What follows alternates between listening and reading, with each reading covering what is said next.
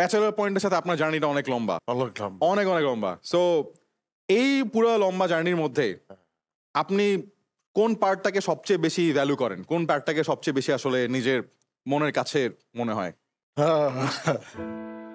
Bachelor point আসলে না কেন ইমোশনাল হয়ে যাচ্ছি বুঝতেছি না।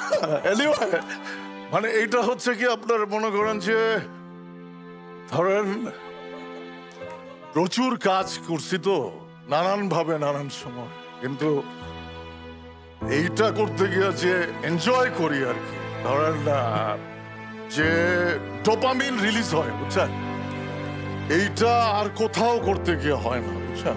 আগে অনেক আগে অল্প অল্প সেগুলো ওরকম ছিল না, কিন্তু হিসটা মানে একটা ফুর্তি আর কি, উৎসব মানে ফেস্টিভ মুডে কাজ করি, এটার জন্য একটা অন্য প্রস্তুতি থাকে।